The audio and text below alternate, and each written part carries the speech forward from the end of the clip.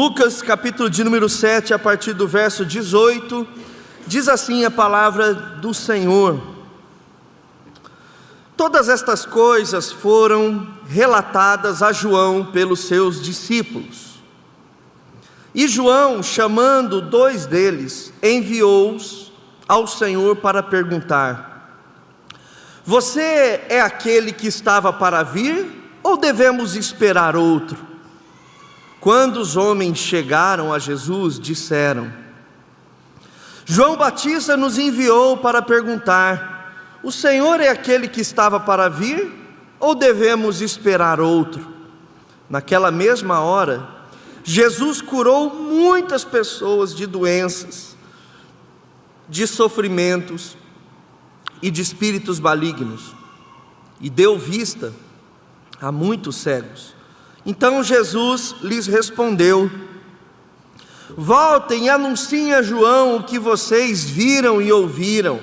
Os cegos veem, os coxos andam, os leprosos são purificados, os surdos ouvem, os mortos são ressuscitados, e aos pobres está sendo pregado o Evangelho. Bem-aventurado é aquele que não achar em mim motivo de tropeço.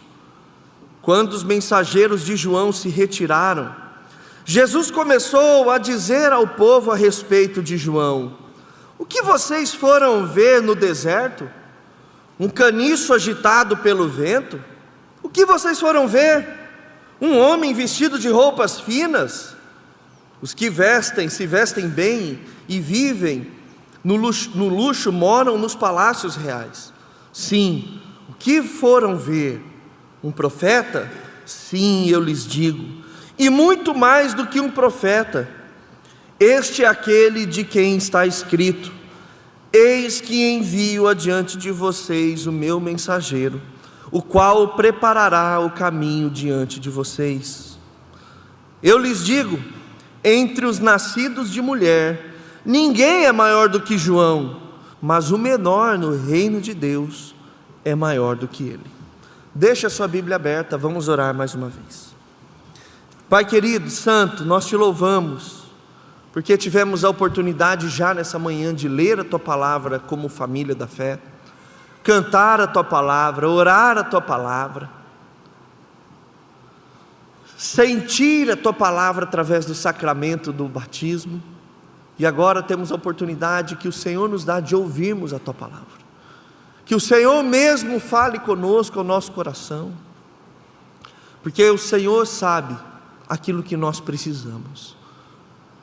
Portanto, toca, quebra os nossos corações, o nosso orgulho, quebra, Pai, as nossas vaidades, o nosso ego, quebra, Senhor, o nosso coração cheio de nós mesmos. Oramos assim, em nome do teu Filho Jesus, amém e amém. Queridos, peço que você olhe mais uma vez para essa passagem, para que possamos destrinchar um pouquinho ela. Essa é uma história maravilhosa. João Batista, nesse momento, ele está preso, por conta das denúncias que ele fazia justamente contra o rei de Israel. Ele está no cárcere, e o texto diz que mesmo no cárcere, João ele tinha um tipo de contato com os seus discípulos. Antes de Jesus ter os seus discípulos, João ele já tinha os seus discípulos que caminhavam com ele no deserto, quando ele pregava, quando ele testemunhava. João tinha os seus próprios discípulos. E no verso 18 nos dá a seguinte informação: que eles relataram a João muitas coisas que eles ouviram falar sobre Jesus. Então, no capítulo 6 de Lucas, a partir do verso número 12, nós vamos ver parte do ministério de Jesus na região de Cafarnaum, uma cidade litorânea às margens ali do lago da Galileia. E nessa região, Jesus ele fez muitos milagres, ele deu muitas palavras de sabedoria.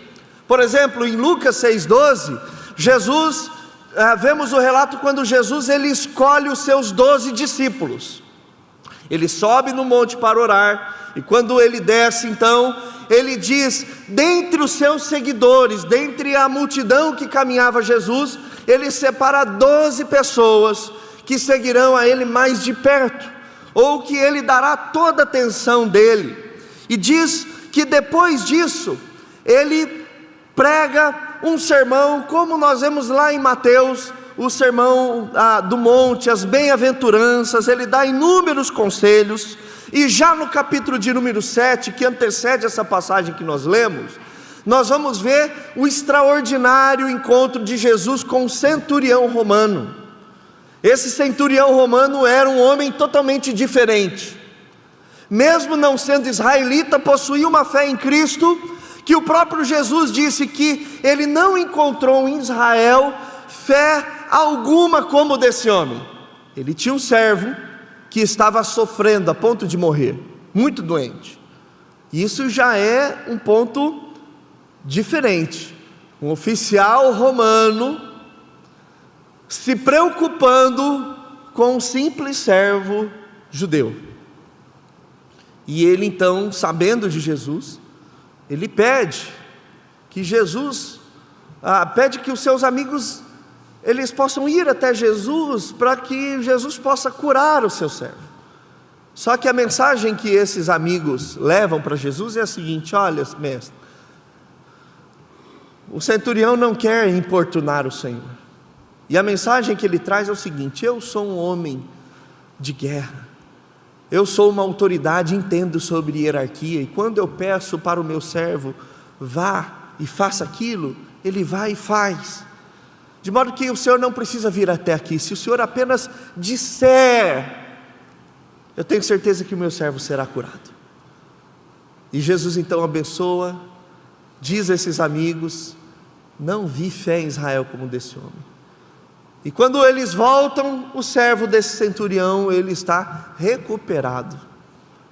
E logo depois Jesus ele ressuscita o filho de uma viúva na cidade de Naim. Então Jesus ele está fazendo obras maravilhosas, extraordinárias. E aí nós chegamos no verso 18. Então que todas essas coisas foram relatadas a João pelos seus discípulos. Porque eu não sei se você se lembra, mas quando Jesus é batizado, João mesmo dá instrução para que os seus discípulos seguissem Jesus. E eles voltam, e João está preso no cárcere, eles voltam e contam tudo isso. Falam: João, esse Jesus, ele está fazendo sinais, maravilhas, ele está ensinando como quem tem autoridade. E aí então surge aqui um questionamento. João, chamando 2 deles, enviou-os ao Senhor para perguntar: você é aquele que estava para vir, ou devemos esperar outro? E aqui existem 2 possibilidades. A primeira possibilidade é essa ser uma dúvida dos discípulos de João, e não de João. Mas como que João resolve essa questão? Vão ver pelos seus próprios olhos, vão ouvir vocês mesmos da boca do próprio Jesus, se ele é o Messias, porque no meu coração tudo isso está resolvido, mas parece que vocês ainda têm dúvidas, mesmo ouvindo e vendo essas coisas extraordinárias. E João queria que os seus discípulos fossem instruídos pessoalmente por Jesus. Então, pode ser que essa dúvida não seja de João. Os discípulos de João precisavam descobrir por eles mesmos, e aqui está o mestre instruindo os seus discípulos. Por que que talvez os discípulos de João teriam essa grande dúvida? Porque havia um entendimento da escatologia judaica, de que o Messias ele seria um rei poderoso, um homem militar, um herói de guerra. Ele viria, traria paz sobre Israel, expulsando os romanos. Mas o que se vê até agora é que Jesus é um homem de paz. Ele é um simples carpinteiro que tem uma vida simples, humilde. Ele não está cumprindo a escatologia judaica, aquilo que era dito pelo menos na cabeça dos judeus. Ele está totalmente diferente, num outro caminho, e eles estão em conflito. Então João diz: vão vocês e perguntem vocês mesmos a ele: o Senhor é aquele que estava para vir, ou devemos esperar um outro? Essa é a primeira possibilidade. Mas a segunda possibilidade é que essa dúvida poderia ser do próprio João Batista. A gente não tem no texto a instrução, e essa era uma dúvida dos discípulos de João, e essa era uma dúvida do próprio João Batista. Mas será que era uma dúvida de João Batista? Pensa o seguinte: o que João ele viu no ministério de Jesus? Primeiro, que a relação de João com Jesus começa antes mesmo do nascimento. Quando João estava no ventre de Isabel, prima de Maria, e Maria vai visitar Isabel, diz que o texto lá em Lucas capítulo 1, a partir do verso 39, que o menino se mexeu de alegria no ventre de Isabel. Como que se João já soubesse: está ali o Messias. Mesmo no ventre, os dois já tinham um tipo de sintonia e de comunicação. João era o arauto do Messias. Em Lucas capítulo 1, 66 ao 80, nós vamos ver que a mão de Deus estava com João Batista enquanto ele crescia e se fortalecia.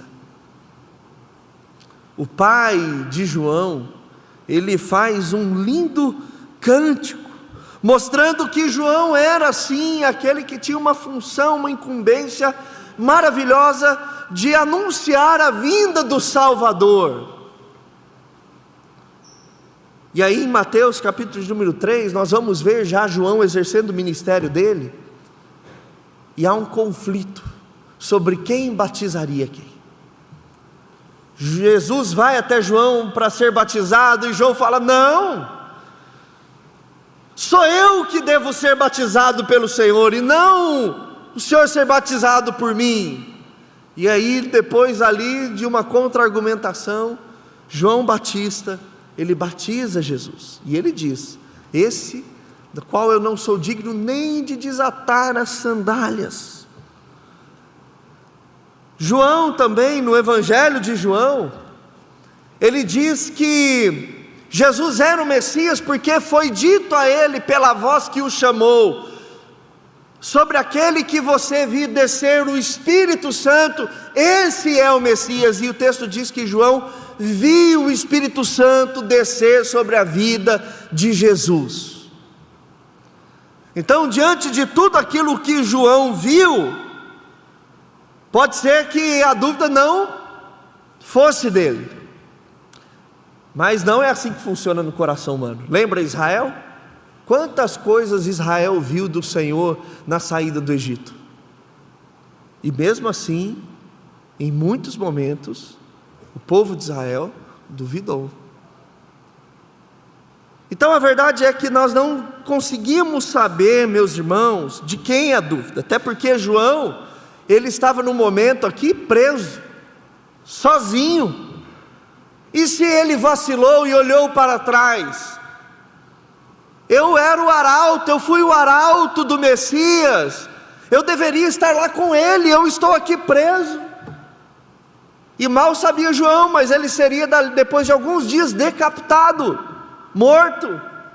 O arauto de Jesus, o profeta mais importante de todos, o último profeta do Antigo Testamento, apesar da história estar no Novo.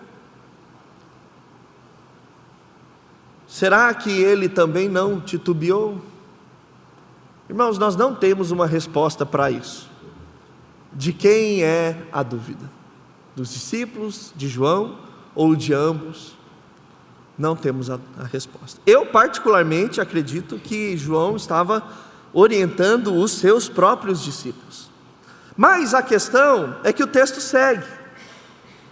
E Jesus, ele diz, a partir do verso 21, quando ele recebe a notícia dos discípulos de João, diz que naquela mesma hora, parece que Jesus ouve a pergunta, E ele se vira para a multidão e começa a realizar atos extraordinários.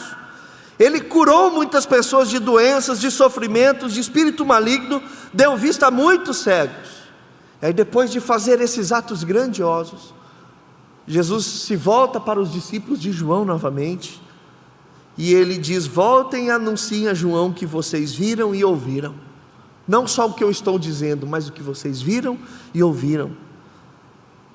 Os cegos veem, os coxos andam, os leprosos são purificados, os surdos ouvem, e os mortos são ressuscitados, e aos pobres está sendo pregado o Evangelho. Bem-aventurado é aquele que não achar em mim motivo de tropeço. Aí nós vamos lá para Isaías 35, verso 5 diz: então se abrirão os olhos dos cegos, falando do trabalho do Messias, e se desimpedirão os ouvidos dos surdos, os coxos saltarão como as corças, e a língua dos mudos cantará, pois águas arrebentarão no deserto e ribeiros no ermo. Isaías 61, o Espírito do Senhor Deus está sobre mim, porque o Senhor me ungiu para pregar boas novas aos pobres, enviou-me a curar os quebrantados de coração, a proclamar libertação aos cativos e pôr em liberdade os algemados. Jesus está dizendo: digam para João que eu estou cumprindo aquilo que o Messias deveria fazer. Eu sou o Messias. O que Jesus está dizendo para João é: João, você está no cárcere, seus discípulos estão aqui com dúvida, mas está tudo sob controle. Está tudo sob controle. Está tudo bem. A palavra do Senhor está sendo cumprida. E a coisa mais linda é que Jesus responde não com uma nova revelação, Jesus responde com a própria palavra de Deus. Por isso que a gente tem que cuidar com essas revelações esquisitas que é dada assim a todo tempo, as profetadas. Jesus, ele responde com a palavra. A palavra é tudo aquilo que nós precisamos. E aí então os mensageiros, os discípulos de Jesus se retiram. E como é legal isso que Jesus faz, ele não expõe João aos discípulos de João. Mas quando os mensageiros se retiram, Jesus começou a dizer ao povo a respeito de João: o que vocês foram ver no deserto? Porque João tinha se tornado um espetáculo. Tanto pelo jeitão dele, se vestindo com peles de animais, comendo mel silvestre, gafanhotos. Que tipo peculiar era João Batista. Então ele atraía a atenção de todo mundo, e pessoas iam lá por inúmeros motivos ver João. E Jesus está questionando aquela multidão: o que vocês foram ver no deserto? Vocês foram ver um caniço agitado pelo vento? Alguém barulhento? Um homem que apenas está falando aos quatro cantos, palavras aleatórias, sem pé, sem cabeça, sem fundamento? Ou vocês foram ver um homem vestido de roupas finas? Porque não era assim. João não se veste dessa maneira. Os que vestem bem e vivem no luxo moram nos palácios reais, não do deserto. E Jesus mais uma vez pergunta firme: sim, respondam. O que foram ver? No fundo do coração de vocês foram ver um profeta. Sim, eu lhes digo, e muito mais do que um profeta. Este, olha só interessante, com dúvida ou sem dúvida, questionando ou não questionando, este é aquele de quem está escrito: eis que envio adiante de você o meu mensageiro, qual preparará o meu caminho diante de vocês. Porque pode ser que os discípulos de Jesus estavam com dúvidas a respeito da credibilidade de João. Jesus, ele te batizou, ele se diz o arauto, mas agora ele está duvidando. Que credibilidade tem esse homem? Ele está preso agora. Se ele fosse o arauto, ele deveria estar aqui conosco, mas ele está preso. E Jesus está ali, defendendo João, dizendo que é o maior profeta de todos. E olha o que Jesus diz, que declaração maravilhosa no verso 28. E eu lhes digo, olha o que Jesus está dizendo: entre os nascidos de mulher, ninguém é maior do que João. Jesus está dizendo que nem antes, nem depois, e nem até o findar dessa era, haverá alguém nesse mundo com a importância igual a de João Batista. Eu e você podemos nos sentir muito importantes nesse mundo, mas digo a você que a gente nem se compara à importância de João Batista. Jesus está dizendo que dos nascidos de mulher, ninguém é igual a João, porque ele fez a tarefa mais preciosa do mundo. Ele foi o arauto do Messias. E esse homem, o maior, nascido de mulher, estava onde? Preso. Preso. E nós, quando acontece um desajuste na nossa vida, a gente está questionando Deus, mas eu não sou especial diante do Senhor, o Senhor não me ama. E nós vemos o mais importante, nascido de mulher, preso, mas recebe tal declaração de Jesus. Só que olha o que Jesus ele diz, que apesar dessa equação hierárquica no mundo, João é o mais importante. Olha como Jesus diz que é no reino dos céus, mas o menor no reino de Deus é maior do que ele. Quando se trata do reino de Deus, aqueles que creem no Messias possuem um status muito maior do que João na terra.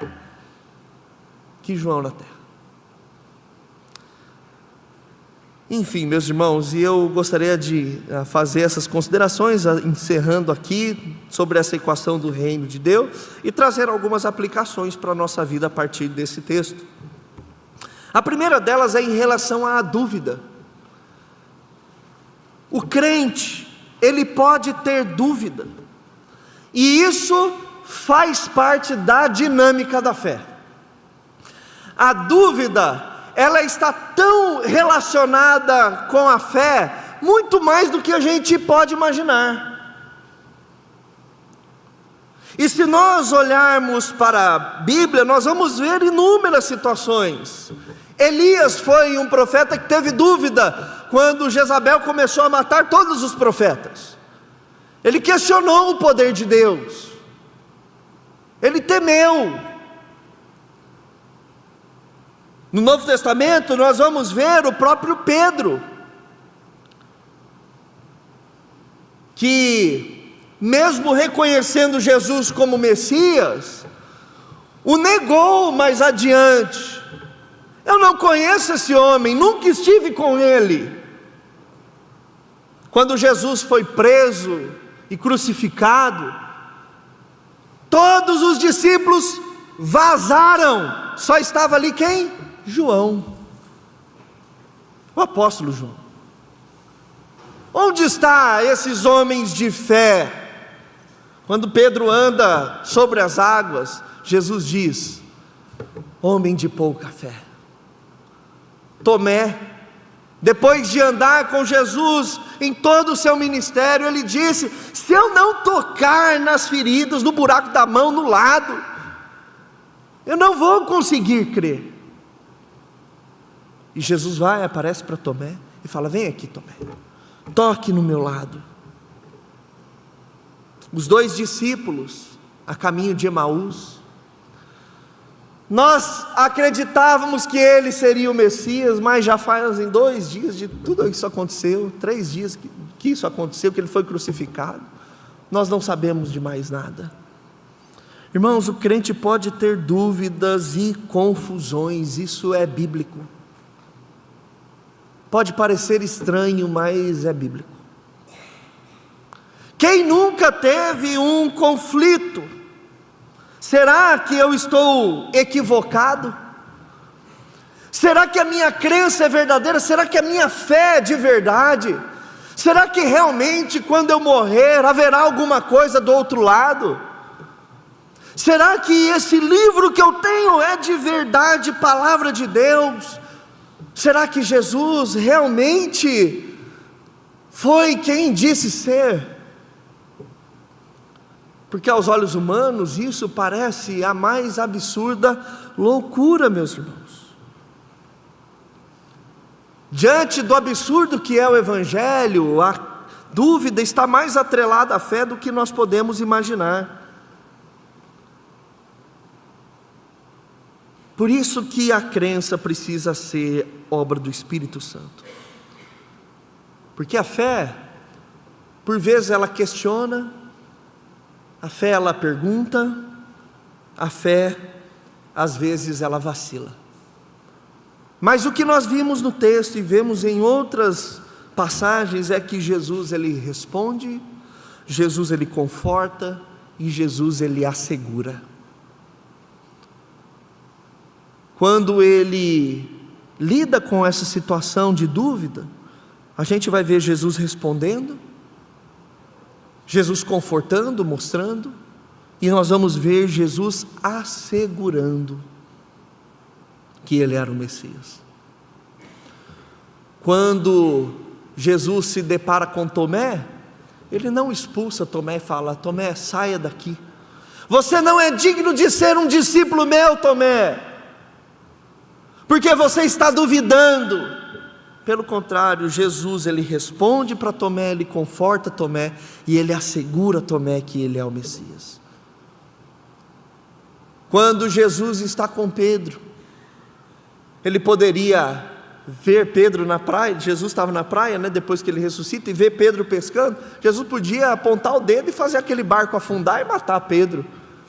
Afinal, ele me negou 3 vezes, quando eu precisava dele ele fugiu, e eu falei que a minha igreja estaria ali. Pelo contrário, Jesus responde Pedro, Jesus conforta Pedro, e Jesus assegura Pedro. Irmãos, quando nós estivermos com dúvida, tenha certeza que Jesus vai nos responder, vai nos confortar e Ele vai nos assegurar.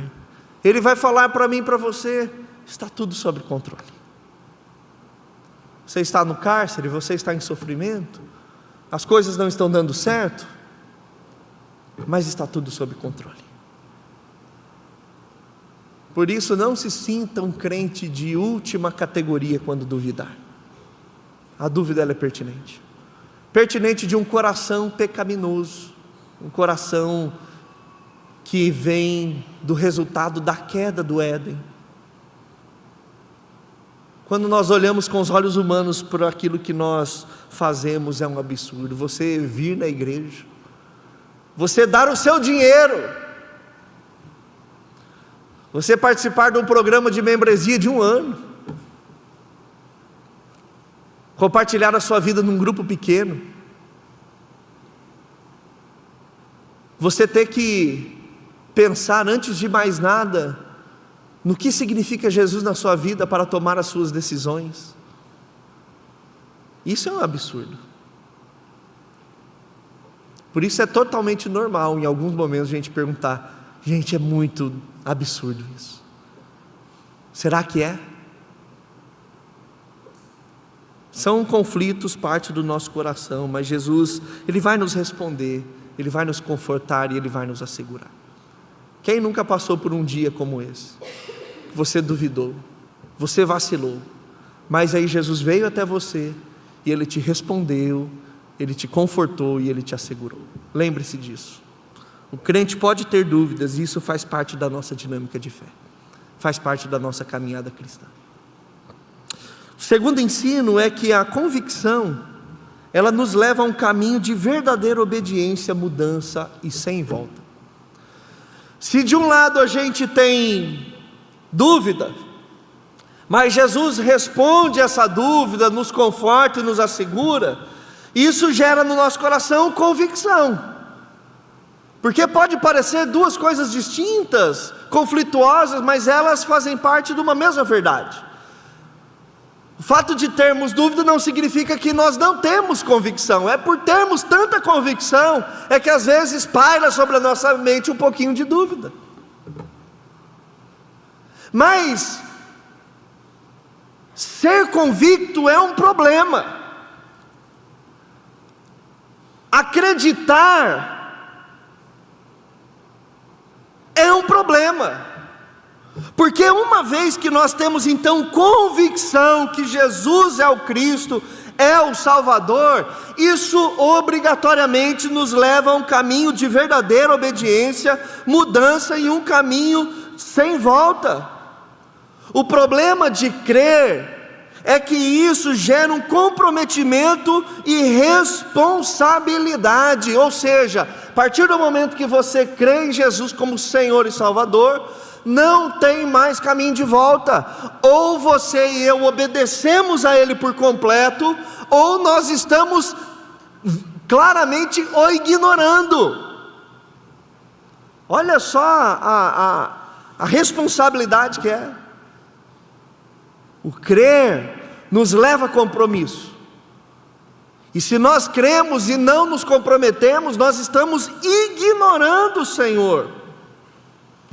Porque se não foi ninguém, se a vida, como alguns dizem, é apenas uma formação espontânea, é uma semente de nutrientes vinda do espaço, ou ela surgiu a partir da famosa sopa primordial, tudo bem, eu não tenho responsabilidades, eu vivo como quero, não há consequências, não há ética, não há moral, não há padrões, não há nada.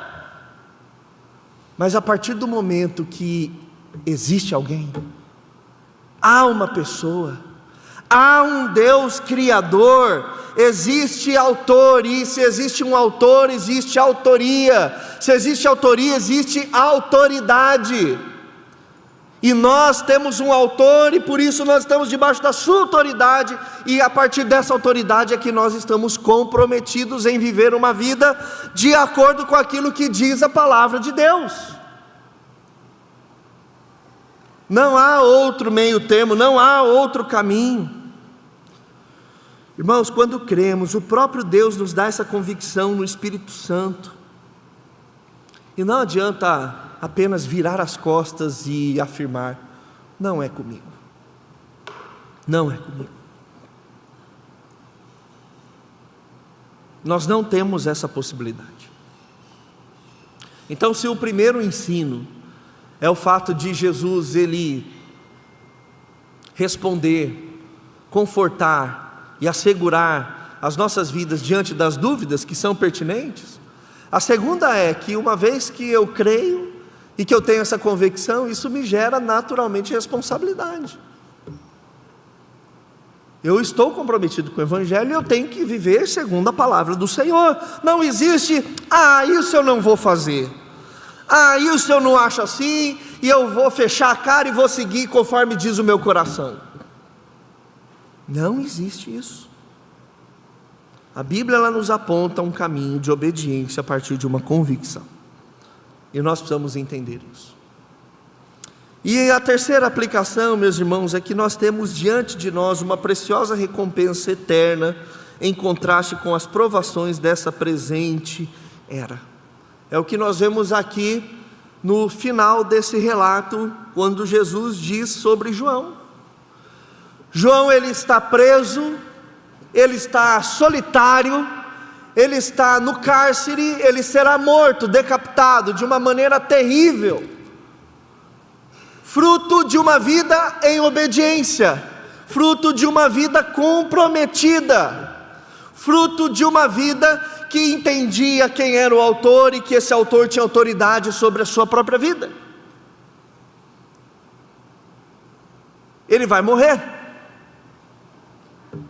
Mas diante dessa situação e dessa provação dessa presente era, o reino de Deus é muito maior, porque o menor no reino de Deus, ele é maior do que qualquer pessoa sobre essa terra.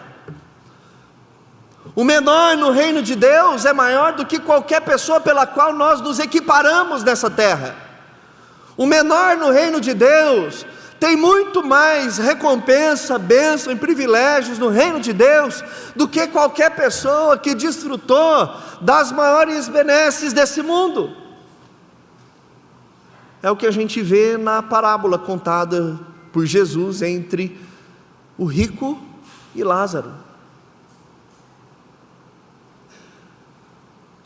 A maneira como o pódio é estabelecido aqui não é a base para o reino de Deus.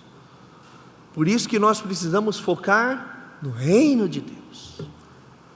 Por isso que a promessa é sobre o reino de Deus. E quando nada estiver bem, quando outras pessoas estiverem no pódio e você não, quando outras pessoas estiverem se dando bem e você no cárcere, não se preocupe apenas em permanecer obediente àquele que tem autoridade. Porque o menor no reino de Deus é maior do que qualquer um nascido de mulher. Há um reino, meus irmãos, o qual todos seremos agraciados. Há um reino no qual todos nós seremos bem-aventurados. E nós não podemos nos esquecer disso. E eu quero concluir, porque afinal nós estamos no último dia do ano. E a gente sempre fica esperando uma palavra para o ano novo, para o ano seguinte. E a palavra que nós lemos, ela nos dá esses conselhos.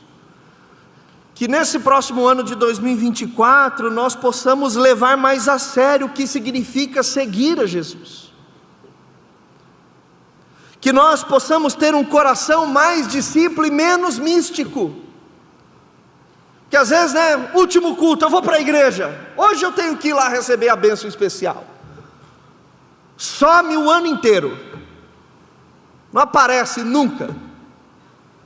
Atrelado a isso, não lê a Bíblia em casa, não ora. O final do ano tem que ser especial. Culto de Natal e Ano Novo tem. Não. Nós precisamos levar mais a sério o que significa seguir a Jesus e ser discípulo. Que em 2024 a gente possa crer em Jesus e crer em Jesus tem inúmeras implicações que não podem ser ignoradas, que não podem ser negligenciadas. Crer em Jesus é de uma vez por todas, é todo dia, e não existem áreas neutras onde Ele pode ser ignorado. Que em 2024 a gente ignore menos a Jesus, que a gente se comprometa mais com Ele. Porque, meus irmãos, o problema não é ter dúvida, o problema é ignorá-lo quando se tem convicção. O problema não é ter dúvida, mas ignorá-lo quando se tem convicção. Que em 2024 nós possamos ter mais convicção e não ignorá-lo. Que Deus nos abençoe em nome de Jesus.